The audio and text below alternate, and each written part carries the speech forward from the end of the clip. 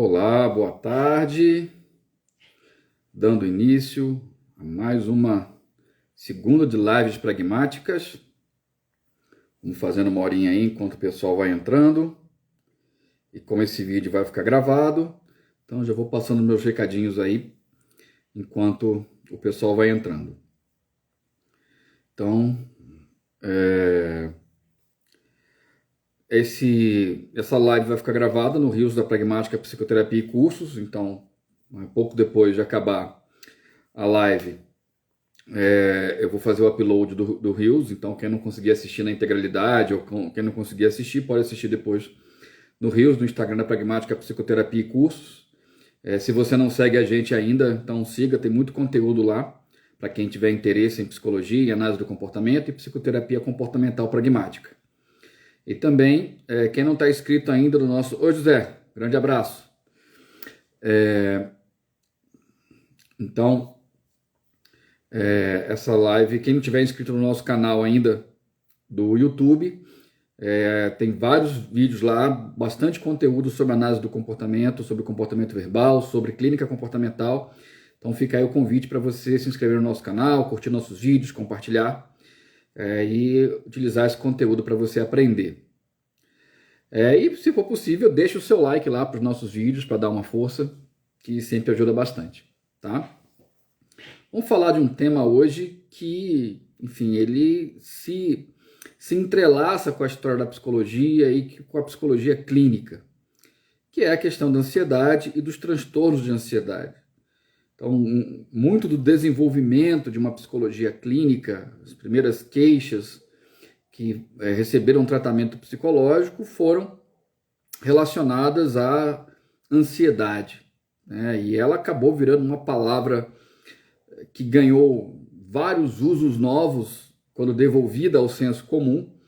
Então a gente vê diversas coisas que anteriormente não eram chamadas de ansiedade, hoje sendo chamadas de ansiedade. E, na realidade, a ansiedade, ela é muito difícil a gente encontrar pessoas que não se descrevam ansiosas na atualidade. É muito comum a gente ver pessoas que se descrevem ansiosas ou que têm algum transtorno de ansiedade diagnosticado ou não. Só para vocês terem uma ideia, o Brasil é considerado o segundo país mais ansioso, aliás, o país mais ansioso do mundo. Cerca de 9,3% da população tem algum transtorno diagnosticado de ansiedade. Então é algo muito sério e a gente tem que dar muita atenção para esse fenômeno. E parece que a gente está vivendo num mundo cada vez mais ansiogênico. Por mais que a gente tenha mais, pelo menos uma parcela da população, tenha mais acesso à informação, à tecnologia, no mundo globalizado, isso ao invés de diminuir a ansiedade, isso está aumentando a ansiedade. Eu não sei se aumentando, mas pelo menos não está reduzindo. Então vamos falar primeiro um pouquinho sobre o que viria a ser a ansiedade. A ansiedade é um nome de um conjunto de sentimentos. Da mesma forma que o medo, que a raiva, que o tesão, o libido. Então, é uma palavra que descreve um conjunto de alterações comportamentais frente a um contexto. Então, se você pegar o medo, ele também é uma palavra que resume uma série de alterações comportamentais diante de certos contextos ambientais. Geralmente, o medo ele é sentido na presença de um estímulo ameaçador já presente, né? Então, se você está numa praia no Leblon, sei lá, por exemplo, no Rio, e você já vê um arrastão, né? Ou lá em São Paulo, você está no engarrafamento, encosta do seu lado 2 caras numa moto, nesse momento o que você sente provavelmente já é medo. E é acompanhado de uma série de respostas fisiológicas, como uma taquicardia, uma sudorese, uma boca seca. Então tem uma série de alterações aí e está muito relacionada a mecanismos de fuga e luta, né? Então vai acontecer toda uma liberação de neurotransmissores que são úteis para que a gente consiga fugir ou lutar. Então esse mais ou menos é o medo. E existem várias alterações comportamentais que a gente chama de medo, que são as respostas de fuga ou luta. Então se você tenta ir para o acostamento com o seu carro, né, a gente vai dizer que ele fez isso com medo, né, no caso lá do parar dois motoqueiros, dois caras numa moto lá do seu carro, né, ou se você, sei lá, pega seu guarda-sol e tenta acertar o rapaz lá do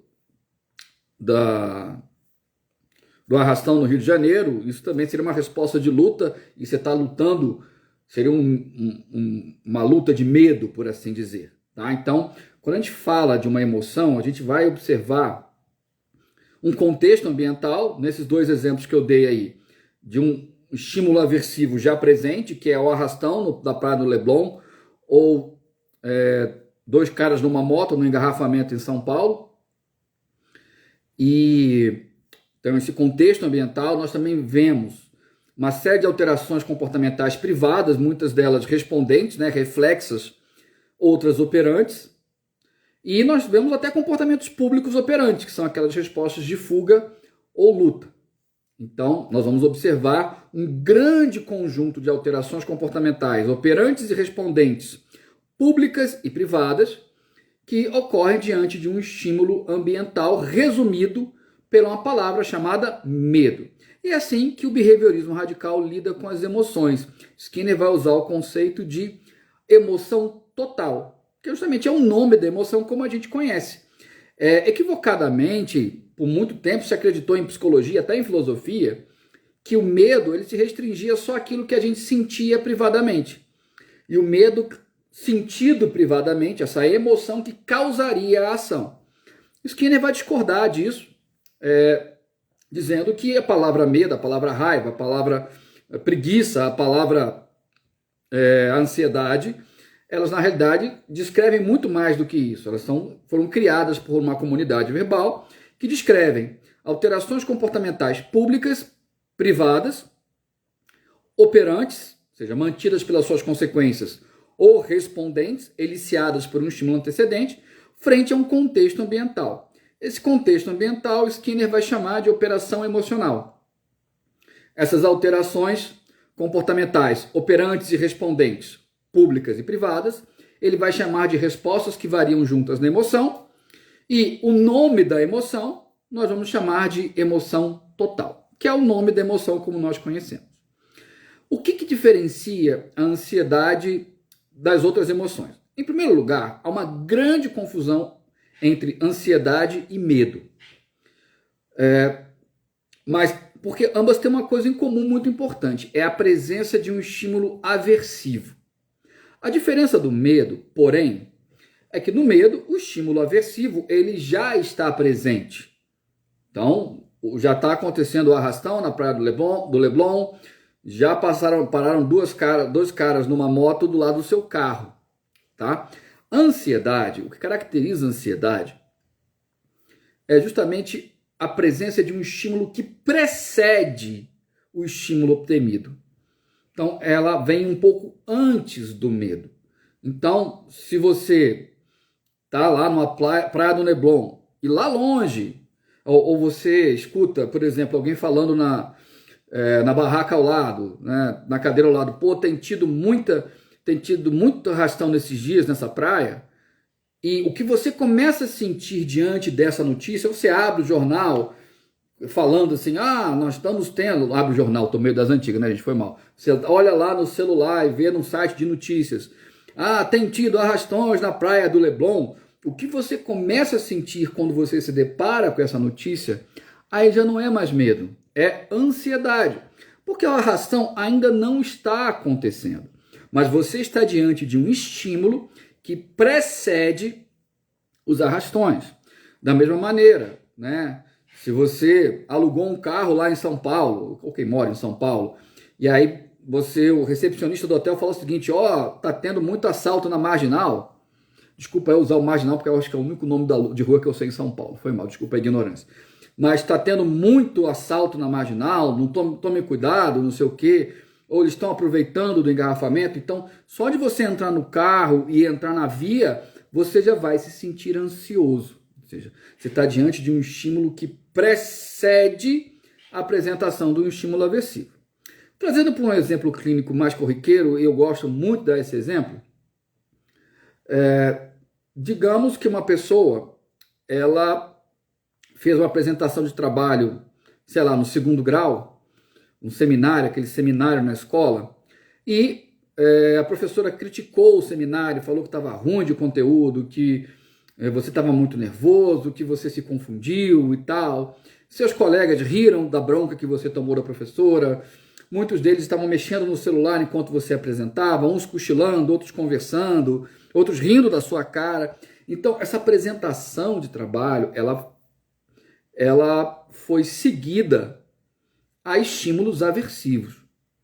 Situações de apresentação de trabalho no futuro, elas vão produzir respostas emocionais, que a gente vai resumir, como já falei mais cedo, de ansiedade.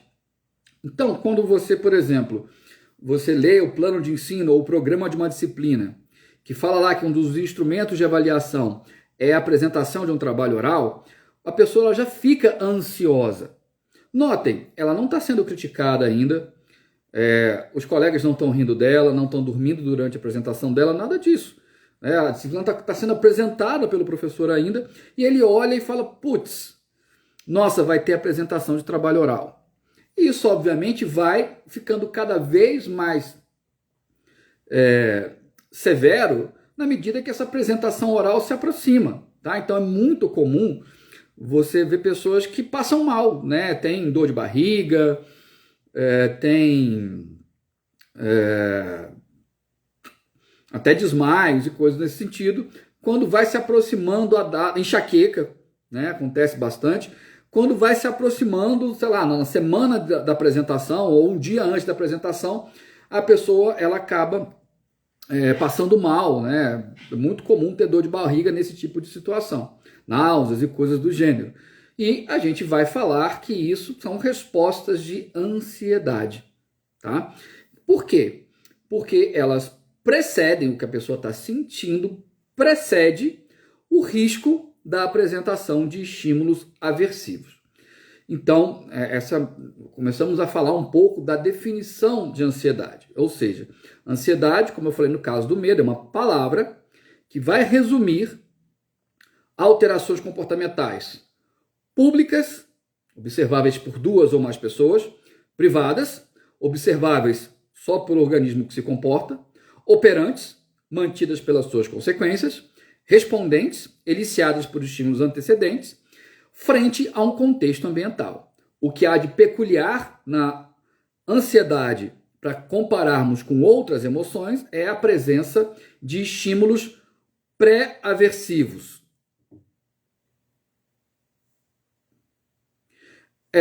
José, no caso dessa tua pergunta, eu vou precisar saber um pouco mais sobre ela.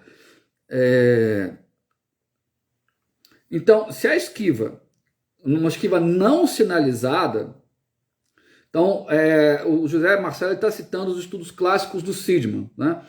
Que, né, como é que funcionavam esses experimentos? No clássico, era uma caixa de Skinner que tinha 2 compartimentos e uma porta no meio, e no procedimento clássico de esquiva sinalizada, começava a tocar uma campainha, e dentro de tantos segundos, vamos colocar, por exemplo, 5, se o animal não trocasse de lado da caixa, um choque era administrado na grade do piso do lado que ele estava, ou seja, ele tomava um choque.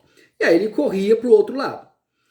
Isso acontecia diversas vezes até que apenas o barulho, a campainha, já era o suficiente para que o animal ele corresse para o outro lado, certo? Obviamente, essa campainha, pela definição de ansiedade que eu acabei de falar para vocês, é muito provável que a presença dela na função de estímulo pré-aversivo já, de certa maneira, evocasse tais respostas de ansiedade.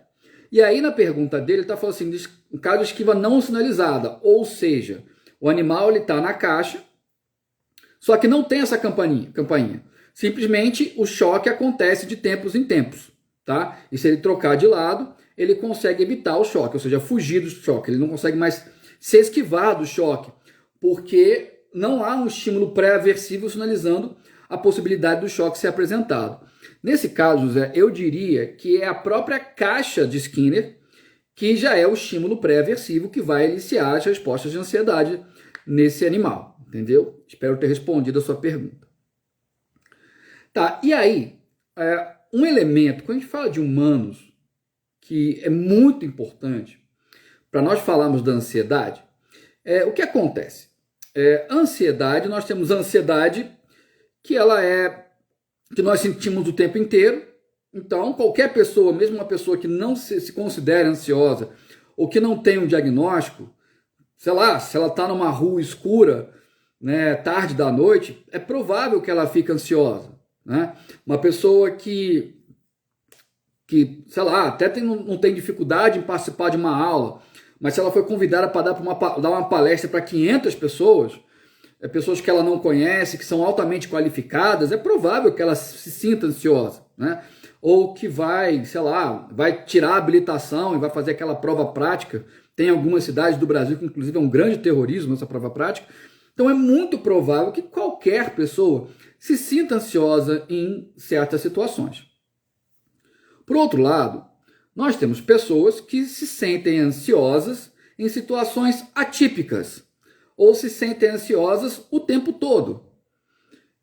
E essas respostas de ansiedade ou o que as pessoas fazem para evitar sentir-se ansiosas acabam gerando uma interação mal sucedida com o ambiente, vai dificultar a adaptação dessa pessoa ao ambiente. Tanto essas respostas de ansiedade em si, tanto o que a pessoa faz para evitar senti-las, certo? Nesse caso, nós já estamos falando dos transtornos de ansiedade. E nós temos aí vários. A síndrome do pânico, transtorno de ansiedade generalizada, as fobias específicas. Eu sempre esqueço, gente. Pânico, fobia específica, fobia generalizada. Me ajuda aí que eu estou esquecendo de um.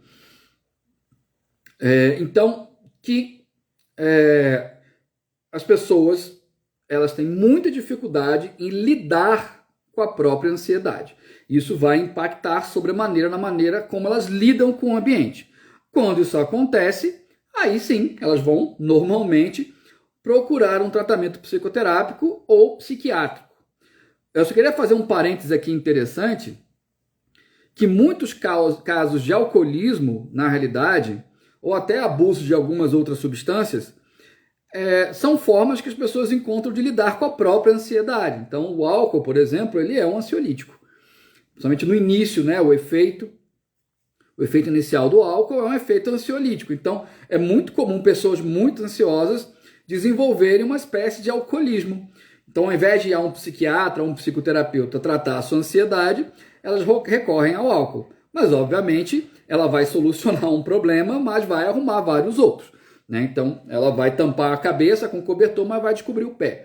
Então, o ideal, pessoas que apresentam dificuldades em lidar com a sua própria ansiedade, que procuram um tratamento psicoterápico, síndrome do pânico.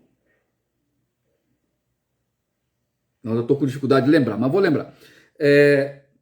Pessoas que têm dificuldade de lidar com a sua ansiedade, o ideal é que procure uma psicoterapia e, se necessário, procure um tratamento psiquiátrico, tá?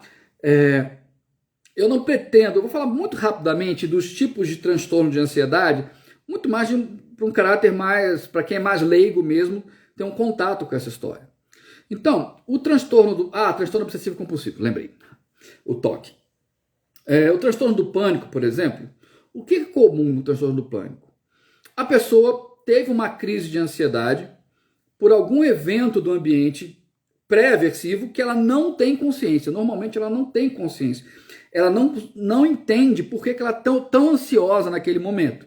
Tem algum estímulo ali que disparou as respostas de ansiedade e essa pessoa, normalmente, ela tentou controlar a sua ansiedade com frases do tipo: não, se acalme, não, segura a onda, não é para tanto, por que você está assim? Então essa pessoa ela começa a tentar controlar de uma maneira voluntária as suas respostas emocionais. Aí já tem um ponto que é fundamental para a gente entender para toda e qualquer emoção.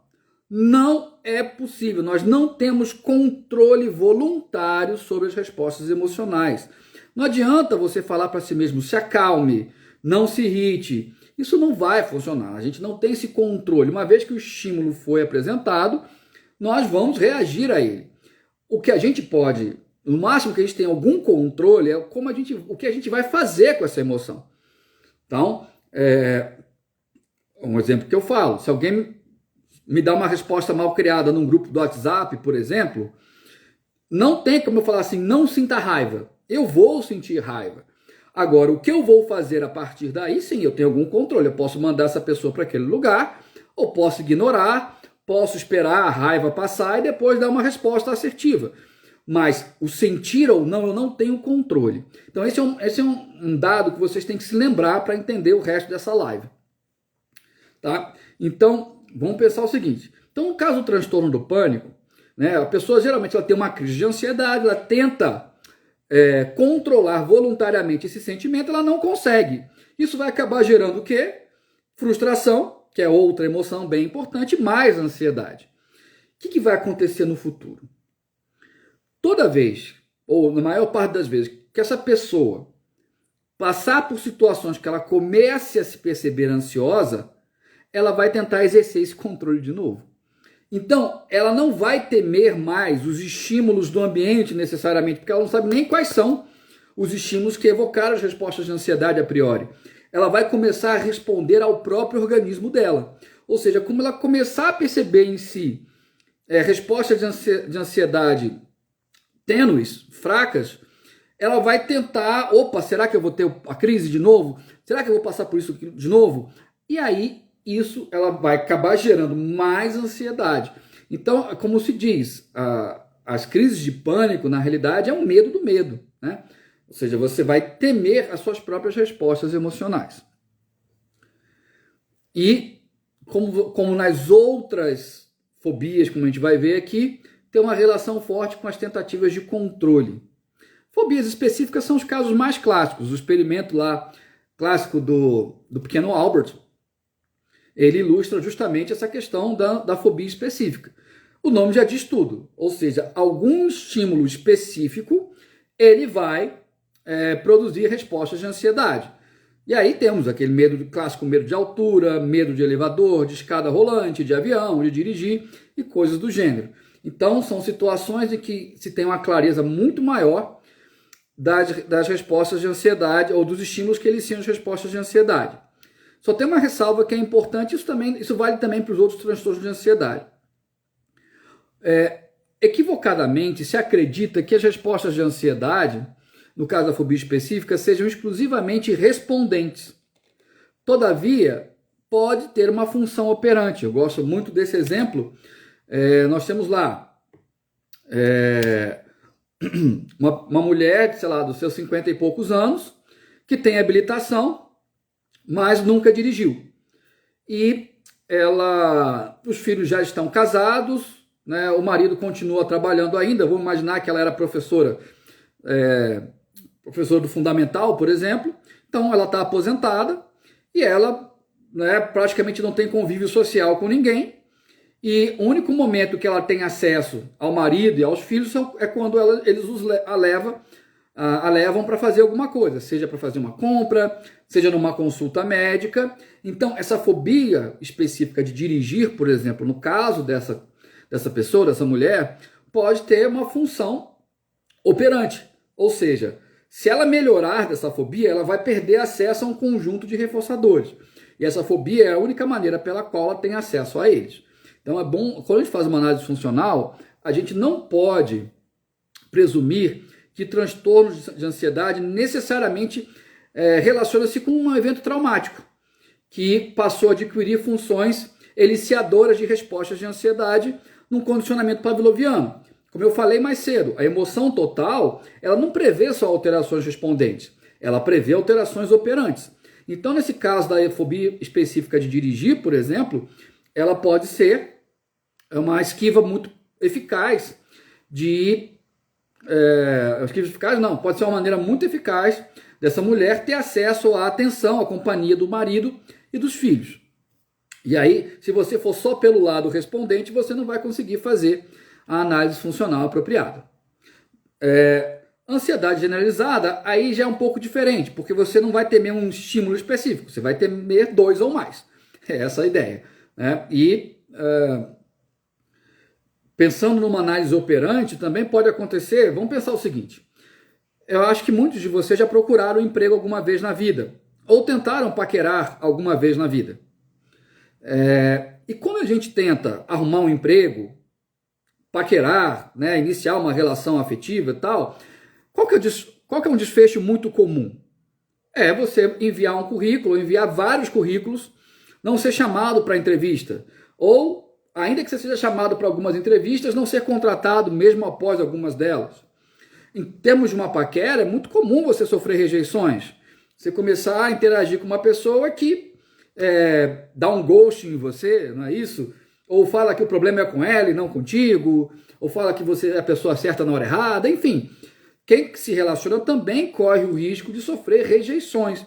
Então, quando a pessoa desenvolve, por exemplo, uma ansiedade generalizada e que ela praticamente não consegue sair de casa, qualquer tipo de estímulo que ela entre em contato vai produzir respostas de ansiedade, e isso pode ter uma função de esquiva muito importante, na medida que ela vai evitar, por exemplo, as rejeições amorosas ou as rejeições quando se procura emprego. Então, novamente, é só para deixar claro que quando a gente faz uma análise funcional, a gente não pode olhar apenas por aspecto respondente, ou seja, aquele aspecto do evento antecedente que determina as alterações comportamentais. A gente tem que olhar que muitas das respostas ansiosas, como por exemplo, pedir para te levar no lugar A, B, C e D e não conseguir dirigir, né? Ou de permanecer em casa, elas podem ter uma função operante. Então a gente vai ter que analisar essa função operante. No caso daquela primeira pessoa que eu falei que tem medo de dirigir, a gente teria que pensar em outras maneiras dela conseguir a atenção das pessoas, ela aumentar a rede social delas, fazer amigos, sei lá, fazer uma hidroginástica, sei lá, fazer Muay Thai, aprender a tocar um instrumento, ou pensar em outras maneiras de conseguir ter a companhia dos filhos e do esposo. No caso dessa pessoa que tem essa fobia generalizada como esquiva de rejeições, temos que ajudar essa pessoa a lidar com a rejeição, né? Que a rejeição não diz respeito a ela, sim de quem a rejeitou, né? Então existem, e aí vamos falar do controle, um grande mito de que se a gente for bom o suficiente, se a gente for competente o suficiente, se a gente for bonito o suficiente, bom de cama o suficiente, magra o suficiente, tudo vai dar certo. A gente vai conseguir o emprego e a gente vai conseguir o sucesso nas relações afetivas. Como se a gente tivesse controle desses eventos. O que as pessoas ansiosas, geralmente, elas têm muita dificuldade, é diferenciar aquilo que elas têm controle daquilo que elas não têm controle.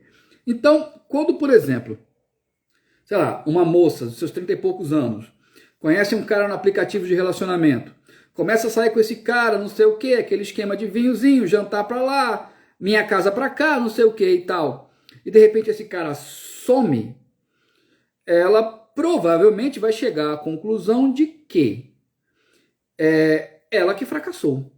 Se ela fosse interessante, bonita, agradável, magra, o suficiente, eu estou falando do magra porque a nossa cultura ela é cruel com as mulheres em relação a isso, né?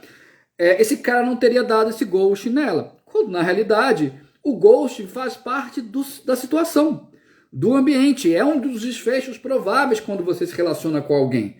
E é justamente, mesmo que ela tenha feito tudo certo, se é que existe um certo ou errado, a pessoa vai deixá-la, porque quando alguém nos rejeita, isso diz respeito à pessoa que nos rejeitou, é ela que nos rejeitou, é o gosto dela. A gente não agradar o gosto dela não quer dizer que a gente tenha feito alguma coisa de errado. Todavia, a pessoa ansiosa, ela vai, de certa maneira, se exigir ter controle sobre quaisquer desfechos do seu comportamento. Por quê? Tem sempre uma amiga que baixou o Tinder pela primeira vez, saiu com o primeiro cara, está casada com 3 filhos. Então, é esse outro padrão muito comum em pessoas ansiosas. É a tendência a se comparar. Usar o outro como parâmetro. E aí, indo direto ao ponto, uma das coisas que mais apavora as pessoas que têm dificuldades em lidar com a ansiedade, ora, vejam só, é a ausência de controle, é a ausência de previsão e controle. Então, o que essas pessoas se preocupam? Elas tentam saber o tempo inteiro como é que elas estão se saindo. Por quê? Quando elas têm algum feedback de como elas estão se saindo, é como se esse feedback, se ele é positivo, ele é um preditor de que essa pessoa vai ter sucesso, porque ela precisa de certezas. A incerteza é extremamente aversiva.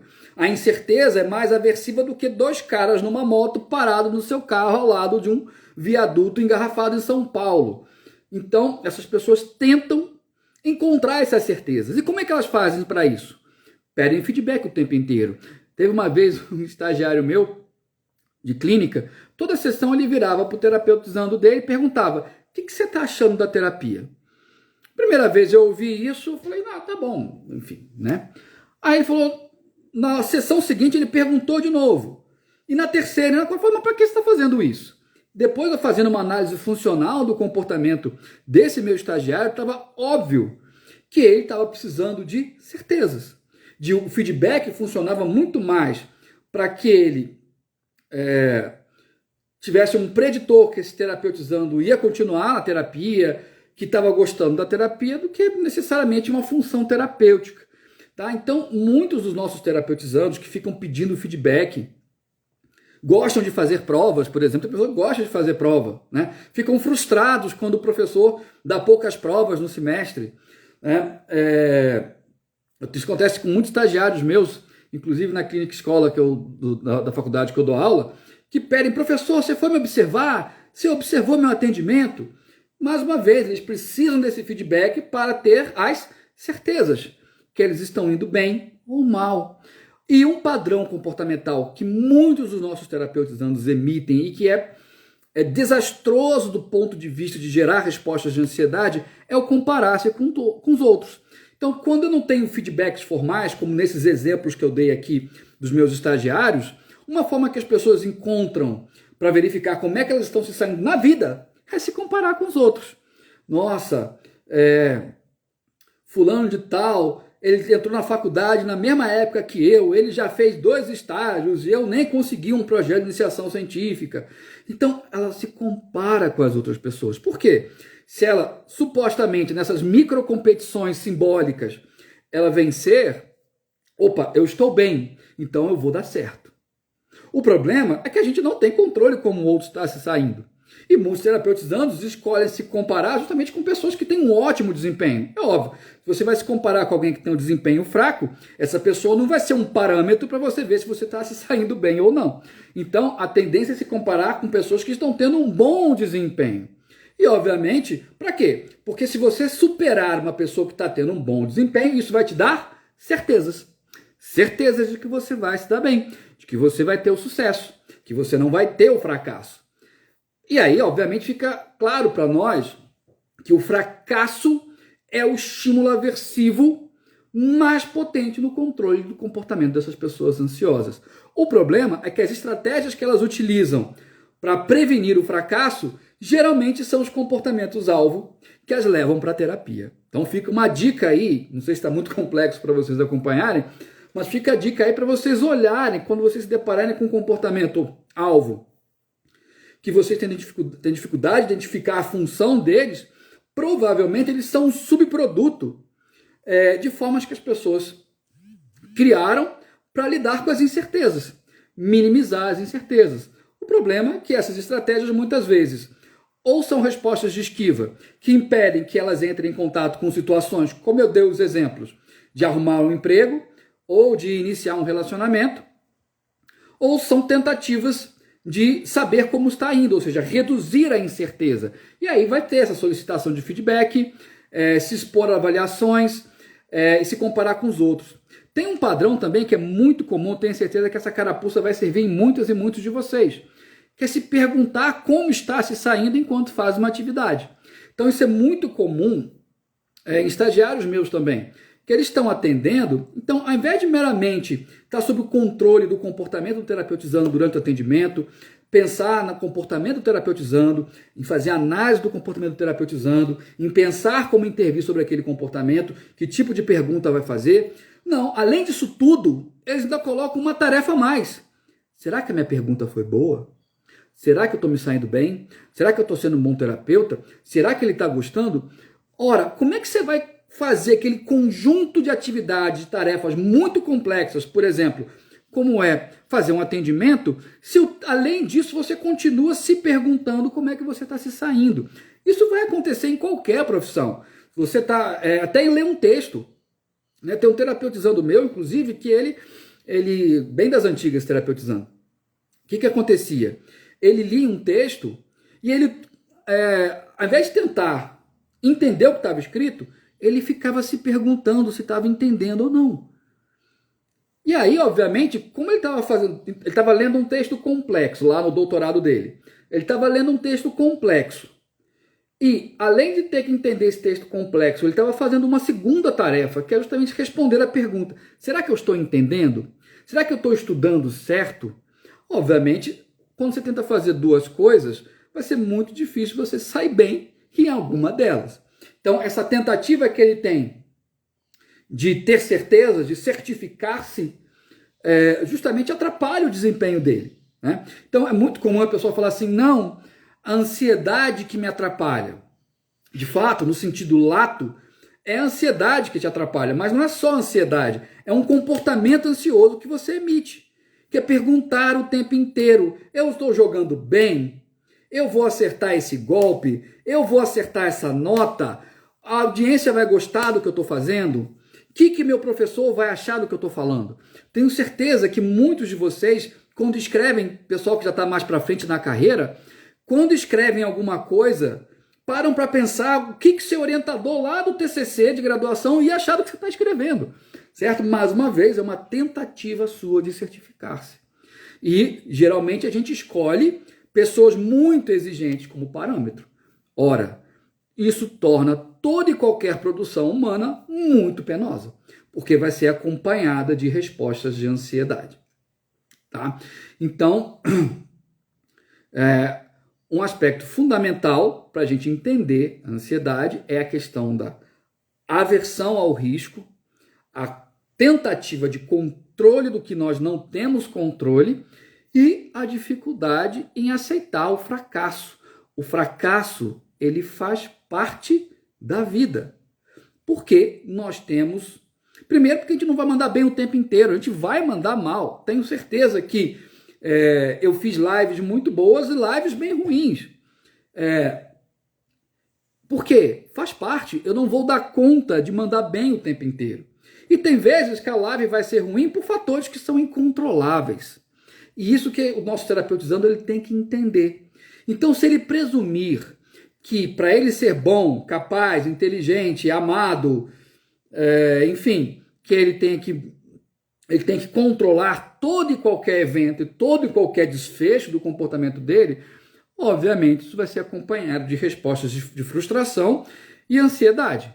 E o que pode acontecer, muito comum, são respostas de esquiva de que isso pode acontecer. Então, a pessoa que ouviu elogios que ela é inteligente a vida inteira, ela entra num curso superior bem difícil e ela vai estar num curso que o ingresso seleciona muitas pessoas. Então, ele vai sair bem em várias disciplinas, mas vai ter algumas que ele não vai se sair tão bem. Que terá colegas dele, por exemplo, que vão se sair melhor do que ele. E aí, essa pessoa, isso pode gerar uma forte resposta de ansiedade, porque ela ouviu a vida inteira que ela é inteligente, que era capaz. E aí, de repente, quando ela começa a ver que ela não está conseguindo o desempenho que todo mundo falou que ela teria, ela pode evitar a situação. Ela pode trancar a faculdade, ela pode ter dificuldade de levantar da cama para ir para a faculdade, começar a emitir respostas de esquiva de situações como essa, que ela se sentiria ansiosa. Situações, geralmente, que ela não tem controle. Entendeu? Então,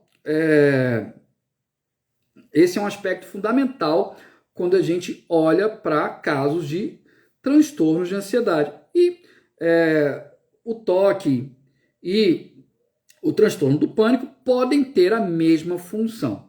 E a gente tem que estar muito atento a esses aspectos. Gente, tem muito mais coisa para falar de ansiedade, mas enfim, eu acho que foi uma boa introdução aqui.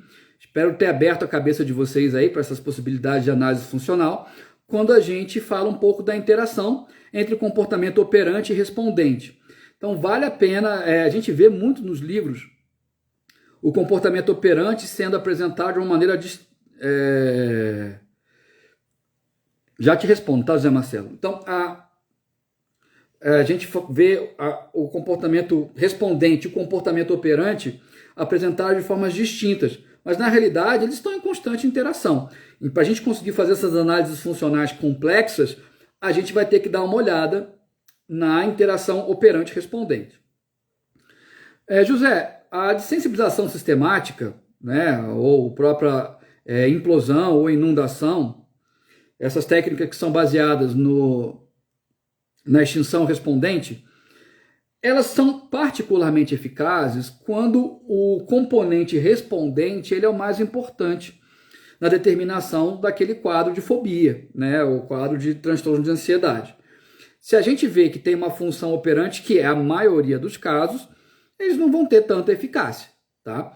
Porque justamente aquele comportamento, ele está ali, ele pode até ter sido adquirido. Que bom, Sara, que bom que você gostou e veio aí, compareceu com a gente, foi bom te ver. Sara é minha ex-orientando de mestrado, a Rayana estava aí também, o Luciano também me orientando atual. Então, quando a gente tem mesmo um comportamento que ele tenha sido adquirido por condicionamento pavloviano, inicialmente, ele pode ser mantido por consequências operantes. Então, só a desensibilização sistemática, ela não vai dar conta do recado. Mas quando a gente vê que o principal determinante daquele comportamento fóbico ele é respondente, sim, a desensibilização sistemática ou a inundação podem ser procedimentos úteis, como contracondicionamento e coisas do gênero. Eu vou abrir agora para perguntas, gente, tá? Comentários, fiquem à vontade. Enquanto isso, eu vou dando alguns recadinhos, tá? Então, lembrando que essa live, eu vou fazer um upload dela agora mesmo como Reels, no nosso Instagram. Quem não seguir ainda, passe a seguir a gente no Instagram para para acompanhar nossos conteúdos. Semana que vem eu vou colocar esse vídeo no nosso canal do YouTube. Hoje eu vou colocar o da semana passada, que foi sobre motivação. Então quem não teve a oportunidade de ver, ou quem quiser rever, vai poder assistir lá no nosso canal do YouTube. Quem não tiver inscrito ainda, se inscreva no nosso canal, lembre de deixar o like, né, e compartilhar com quem você acha que vai se aproveitar desse conteúdo. Também, quem não quer fazer as perguntas aqui, pode fazer as perguntas nos comentários do nosso vídeo no canal do YouTube, no comentário do Reels, no nosso direct, que eu vou ter prazer em responder as dúvidas de vocês, tá bom? É isso, moçada, era isso que eu tinha para falar para vocês hoje. Um grande abraço, obrigado pela presença de vocês, que a força esteja com vocês, até a próxima.